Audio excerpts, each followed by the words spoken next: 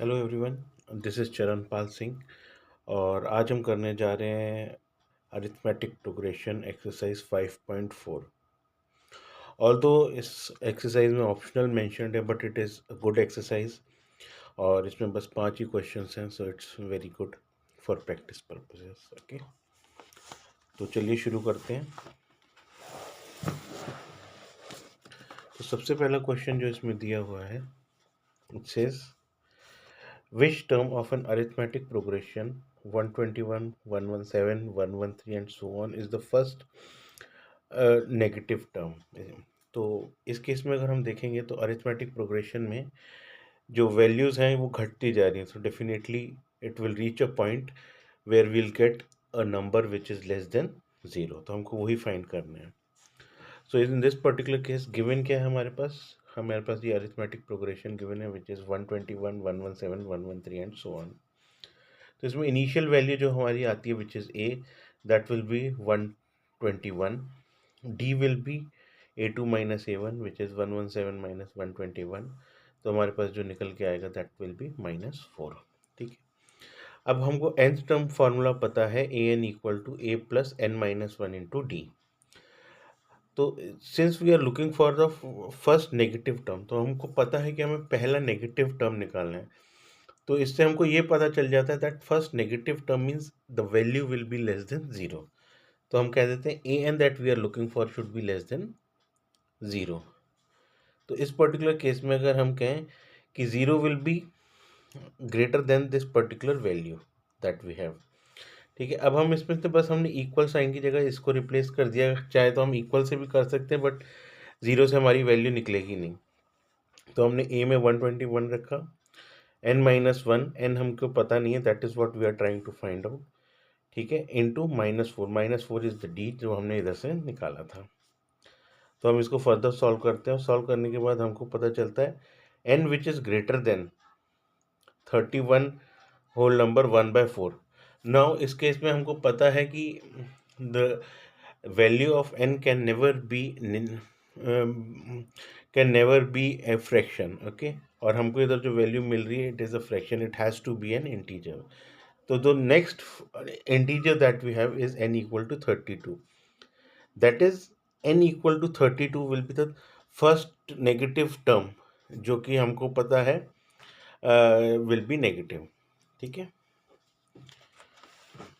अब हमको exact term अगर निकालना हो तो हम वो भी निकाल सकते हैं इसमें वैल्यू रख के। ठीक है, now moving on to the next question. ये कहते हैं the sum of the third and the seven terms of an arithmetic progression is 6 and their product is a. Find the sum of the first 16 terms of an arithmetic progression. तो जब हम third term की बात करते हैं then it is represented as a7, और seven term की हम बात करते हैं तो that is represented as a7। That is the normal procedure that we generally follow, right. हम उसी चीज़ को यूज़ करेंगे इस केस में, और इसमें हम कहेंगे a3 प्लस a7, क्योंकि ये कहते हैं the sum of third and seven terms is 6। So इसका मतलब हुआ a3 plus a7 equal to 6। तो हमने इसमें a3 की वैल्यू एक्सट्रैक्ट करी 6 माइनस a7, ये हमको एक इक्वेशन मिल गई इस केस में। ठीक है, नो सेकेंड ये कहते हैं and their product is 8, means a3 into a7 equal to 8। जब हम इन दोनों को मल्टीप्लाई करेंगे तो हमको जो वैल्यू मिलेगी इनका प्रोडक्ट मिलेगा that will be 8। Now what we will do, substituting the value of a3 कौन सा है जो हमने इधर निकाला था फ्रॉम इक्वेशन 1 एंड इक्वेशन 2। हम इस इक्वेशन 2 में a3 की वैल्यू पुट कर देंगे। तो हमारी जो इक्वेशन 3 थी वो थी a3 into a7 equal to 8। a3 हमने ऑलरेडी निकाला हुआ था 6 minus a7 into a7 equal to 8। तो जब हम इसको सॉल्व करते हैं तो इसकी ब्रैकेट ओपन करते हैं तो हमें मिलता है 6a7 minus a7 whole square equal to 8। इसको फाइनली हमने क्या किया, इन सारे टर्म्स को एक साइड में ले गए, तो हमारा बन गया 7 whole square minus 6a7 plus 8 equal to 8, a plus 8 equal to 0। अब हमने इस पर्टिकुलर इक्वेशन को फैक्टराइज किया फर्दर, तो हमको दो टर्म्स मिलते हैं विच इज़ 4 एंड 2। तो 4 एंड 2 का ऐसा होता है कि इनका सम हम अगर देखते हैं that their sum is 6 and their product is 8। तो हमने इसको फर्दर सॉल्व किया, और सॉल्व करने के बाद हमने फैक्टराइज करने के बाद हमको A7 की दो वैल्यूज मिलती विच इज 4 and 2. तो अब now 4 and 2 both are correct values and अब हमको पास दो वैल्यूज मिली, तो उसके केस में हमारे पास दो A3 की वैल्यूज मिल जाएंगी. तो फर्स्ट केस में क्या है, व्हेन A7 इक्वल टू 4, उस केस में A3 की वैल्यू, क्योंकि हमने 6 माइनस A7 था, तो A3 की वैल्यू हमारे पास निकल के आ जाती है 2. 6 माइनस 4 जो कि हमारा A7 निकला है. और अगर A7 की वैल्यू हम 2 एज्यूम करते हैं, तो उस केस में हमारे पास निकल के आता है A3 equal to 6 minus A7, 6 minus 2 equal to 4. तो हमारे पास दो केसेस बन जाते हैं. एक केस में A7 4 है और A3 2 है, दूसरे केस में A7 2 है और A3 4 है. So now we will solve both the cases in this case. ठीक है, तो अगर हम इसको सॉल्व करते हैं, तो इस केस में अगर हम देखते हैं केस 1, तो केस 1 में हमने क्या वैल्यूज ली, A7 जब हमारा 4 था, उस केस में हम एज्यूम कर रहे हैं A3 की वैल्यू इज 2. ओके, तो हमारे ये वैल्यूज निकल के आई थी. तो using the n term formula which is n equal to a plus N minus one into D, तो हमने इसमें A3 की वैल्यू ली, A3 equal to a plus 3 minus one into D. तो इस केस में जब हमारे पास एक इक्वेशन ये निकल के आई, अब हमने A7 में ये वैल्यूज पुट करी, A7 equal to a plus N minus one into D, तो 4 equal to a plus 6D निकल के आया. अब हमारे पास ये दो केसेस निकल के आ गए. Now we are subtracting equation 1 from equation 3 that we have. Okay, actually it should be equation 2, मैंने गलती से 2 लिख दिया था, 3 लिख दिया था. तो इसको जब हमने सॉल्व किया तो हमारे डी की वैल्यू 1/2 निकल के आ जाती है. Using the value of D in equation 1, तो हमको जब इक्वेशन 1 में, जो कि हमारी ये वाली इक्वेशन थी, इसमें हमने डी की वैल्यू पुट करी, तो हमारे पास ए की वैल्यू जो निकल के आती है that is 1. So the sum of first 16 terms using the formula of n terms, sum of n terms, which is Sn equal to n by 2 whole multiplied by 2a plus n minus 1 into d. इस फॉर्मूले को हमने use किया क्योंकि 16 term हमें पता है, तो हम कहेंगे S16 इक्वल टू 16/2. n की वैल्यू हमें पता है, a की वैल्यू हमने ऑलरेडी निकाली थी इधर, दैट इज़ 1. तो a की वैल्यू हमने पुट कर दी, plus n is again 16, 16 minus 1 into D. D की वैल्यू 1/2 है. इसको हम जब सॉल्व करते हैं तो हमारे इस केस में, केस 1 में निकल के आते हैं S16 की वैल्यू 76. नाउ मूविंग फर्दर, अब हम इसमें सेकेंड केस कंसिडर करते हैं. इस केस में A7 is 2 and A3 is 4. Okay, so using n term formula हम इसमें कहेंगे an equal to a plus N minus one into D. तो पहले हमने A7 की इक्वेशन बनाई, A7 is 2 plus a plus 7 minus 1 is 6D. तो ये हमारी एक इक्वेशन बन गई. सिमिलरली हमने A3 के लिए एक इक्वेशन बनाई which is 4 equal to a plus 2D. तो ये हमारी सेकेंड निकल आई. सब्ट्रैक्टिंग इक्वेशन 2 फ्रॉम इक्वेशन 1, तो जब हमने इसको सब्ट्रैक्ट किया तो हमारे पास निकल के आ जाती है जो D की वैल्यू, दैट इज -1/2.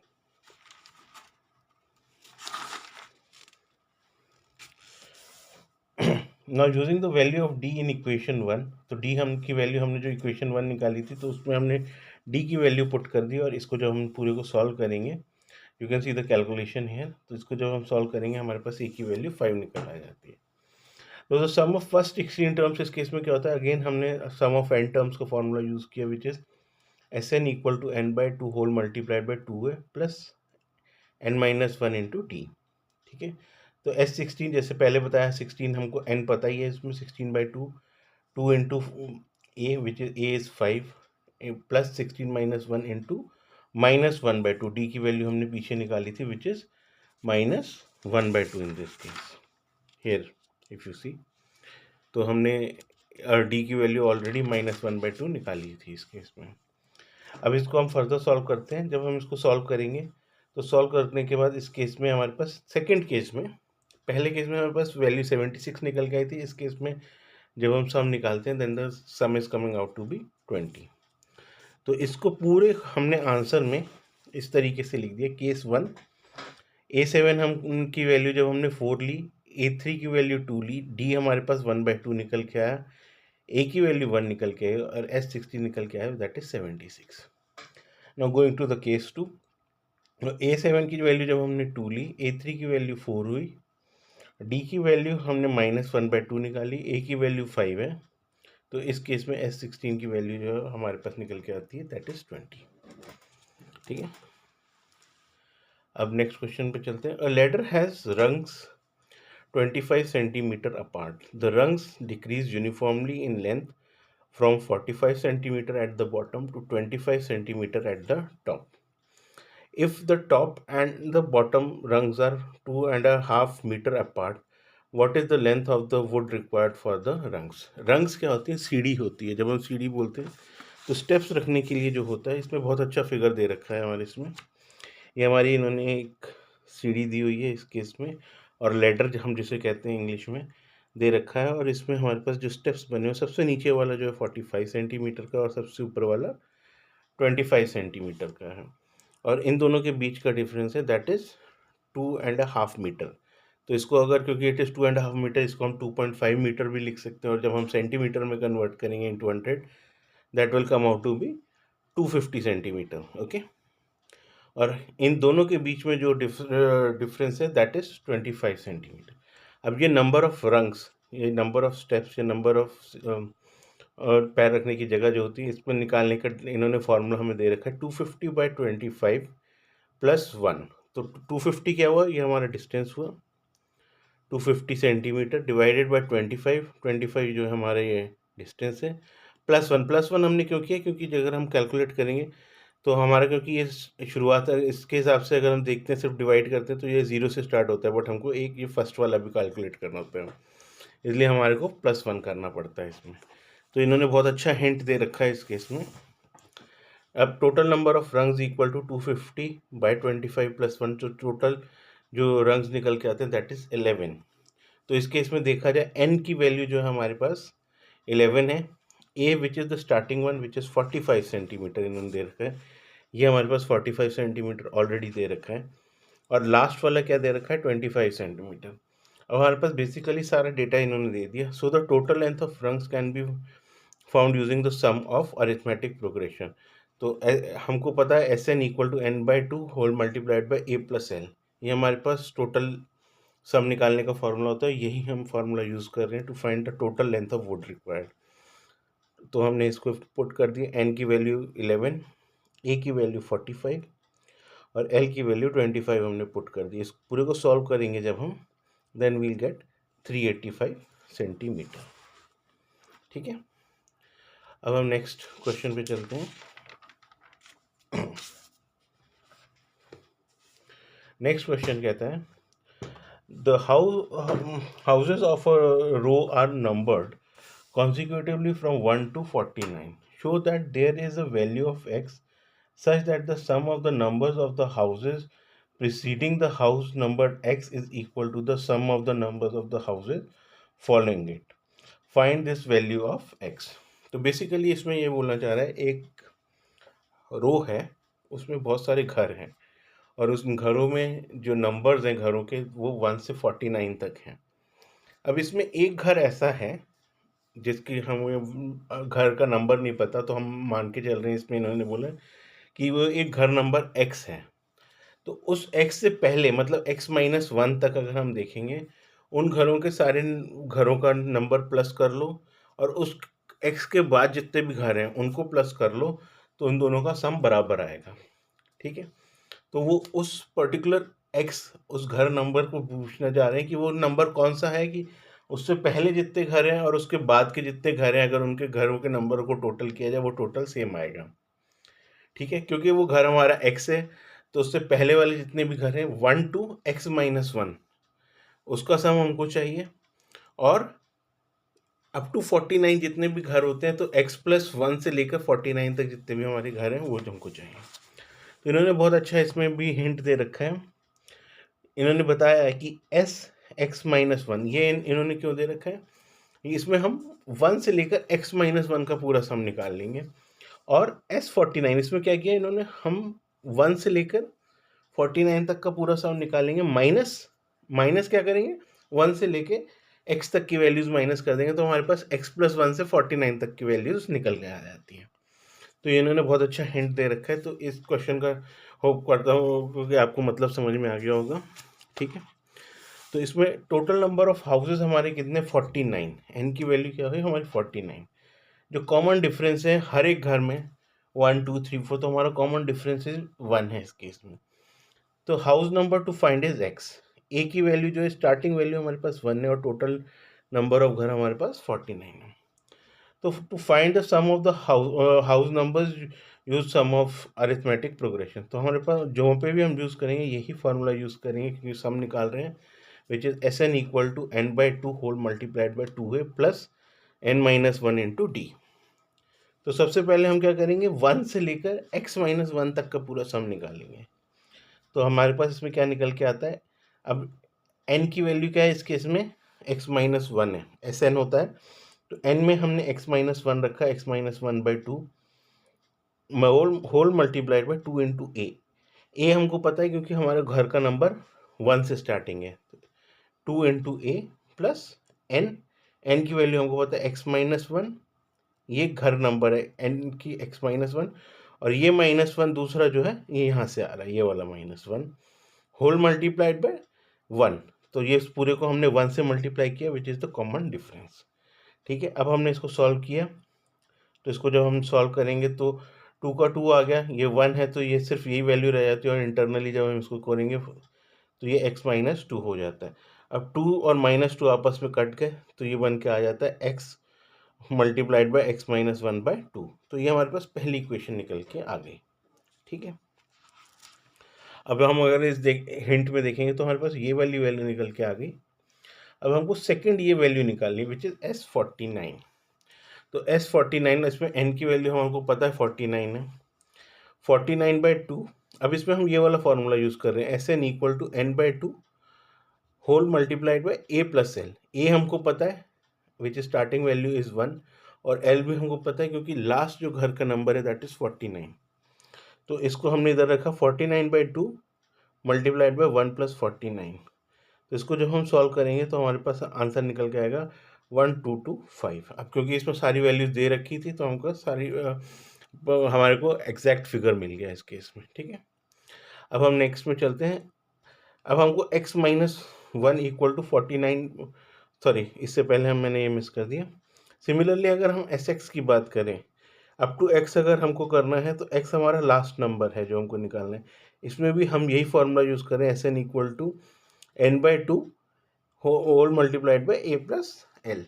तो इस केस में हमने n क्या है हमारा x है, x by two plus starting क्या है 1 है, और लास्ट वैल्यू हमको जो निकालनी है दैट इज x। तो ये हमारे पास थर्ड इक्वेशन आ गई। अब क्योंकि हमको एग्जैक्टली ये दोनों वैल्यू सेम होनी चाहिए, अब हमने इस चीज़ को यूज़ किया, और एस एक्स माइनस वन की वैल्यू हमको इधर मिल गई थी इक्वेशन 1 में, वो हमने इधर रखी इक्वेशन 4 में। अब S49 की वैल्यू हमको इधर मिल गई थी 1225, ये हमने इधर रखी, और SX की वैल्यू हमको ने इधर निकाल ली थी x by two multiplied by 1 plus x, तो ये वैल्यू हमने इधर रखी। अब ये हमारे पास पूरी इक्वेशन आ गई। अब हमने इसका पूरा LCM लिया तो ये x multiplied by x minus one by two है ही। अब इधर हमने 2 LCM इधर भी निकला तो इसको हमने चेंज किया 2450 minus x multiplied by 1 plus x. अब क्योंकि ये दोनों डिनोमिनेटर में 2 है तो ये आपस में कैंसिल हो जाते हैं। तो फाइनली जो हमारे पास इक्वेशन बन के आ जाएगी that is x square minus x equal to 2450 minus x, क्योंकि अब हम इसको इधर लेके आएंगे माइनस माइनस एक्स स्क्वायर। ठीक है, अब हम इस पूरे को इधर ले आएंगे एक्स की वैल्यूज़ को, तो ये बन जाता है x square minus x plus x square plus x, ये वाला भी कट ही है। तो ये बन जाता है 2x square is equal to 2450। जब हम इसका अंडर रूट निकल के आते हैं तो दैट इज़ 35। तो it is the house number 35 जिसमें हम ये कह सकते हैं that has the sum of house numbers preceding equal to the sum of house numbers following it. तो हाउस नंबर 35 एक ऐसा हाउस नंबर है जिसमें पहले के घरों का नंबर और बाद के घरों का नंबर सबका घर नंबर सेम है।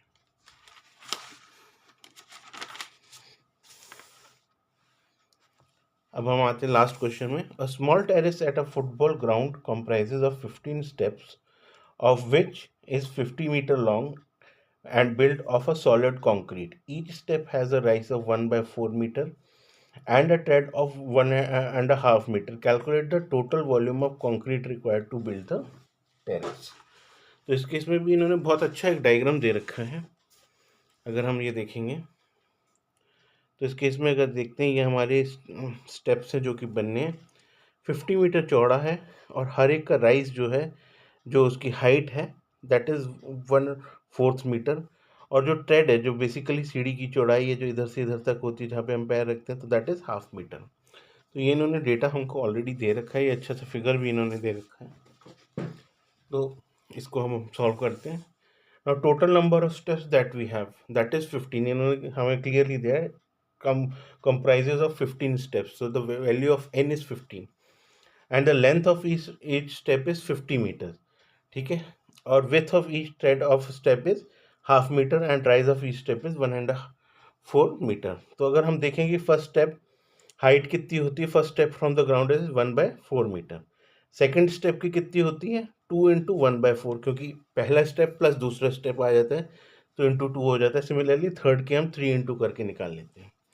अब हमको पता है वॉल्यूम का फॉर्मूला इंटू होता है length into breadth into height. तो इस केस में अगर हम निकालेंगे तो वॉल्यूम ऑफ फर्स्ट स्टेप, तो basically the volume of concrete that will be required और the whole volume of the first step will be 50 into 1/2 into 1/4, जो कि हमारा 50/8 निकल के आता है मीटर क्यूब। दूसरे केस में हम फिर से निकालते हैं 50 इंटू 1/2 इंटू 2/4, ये 2/4 ये वाला है, तो ये हमारा 100/8 निकल के आता है। और A3 के केस में फिर से हम करते हैं 50 इंटू 1/2 इंटू 3/4, 3/4 यहाँ से निकल के आया और ये है। वैसे हमको A3 की ज़रूरत नहीं है, but just to show the calculation how we are doing मैंने दिखा दिया। D equal to A2 minus A1, तो A2 की वैल्यू हमको पता है which is 100/8 minus A1 which is again 50 minus 8, तो हमारे पास जो डिफरेंस निकल के आता है common difference which is 50/8। So the total volume can be calculated using the sum of n terms of arithmetic progression. तो हमने फिर से वही फॉर्मूला यूज़ किया, Sn equal to n/2 whole multiplied by 2a plus n-1 multiplied by d। तो इस case में S15 हमको पता है 15 स्टेप्स है इक्वल टू 15/2, 2 इंटू 50/8, ए की वैल्यू रख दी हमने इसमें जो कि फर्स्ट स्टेप की है का वॉल्यूम है, प्लस 15 माइनस 1 और D that is the common difference जो हमने इधर निकाला था। अब हमने इसको पूरे को सॉल्व करेंगे, तो इसको जब हम फर्दर सॉल्व करेंगे तो हमारे पास 750 मीटर क्यूब निकल के आया। एक चीज़ इसमें ध्यान देने वाली ये है, मैंने एक छोटा सा चीज़ किया था। जैसे अगर आप देखेंगे इस केस में मैंने इसको पूरे को सॉल्व नहीं किया। जैसे 50/8 है, अगर मैं इसको सॉल्व करूँगा तो इट विल बिकम 25/4। सिमिलरली 100/8 है, तो ये बन जाता है 25/2 अगर मैं इसको फर्दर सॉल्व करता हूँ। बट इसको मैंने जान के सॉल्व नहीं किया था, क्योंकि जब हम फर्दर इसको सॉल्व करने के लिए आते हैं तो इधर हमारे एलसीएम, हमारे डिनोमिनेटर्स अलग हो जाते हैं, तो हमको अलग से एक एक्स्ट्रा स्टेप कैलकुलेट करना पड़ता फॉर एलसीएम्स, राइट। तो मैंने थोड़ा सा उधर अपना शॉर्टकट करने के लिए मैंने इनको कैलकुलेट नहीं किया, और उसका फ़ायदा ये हुआ कि ये हमारा 800 निकल के आया, जो कि ईजिली हमने फिर कट कर लिया कि 8 से। तो जब भी कभी कभार ऐसा कोई क्वेश्चन होता है तो आप देख सकते हैं whether you want to solve it at this level और नॉट, ये आपको टाइम बचाने में हेल्प करेगा, ठीक है। तो इससे हमारा ये वाली पर्टिकुलर एक्सरसाइज 5.4 ख़त्म होती है। Okay, thank you everyone.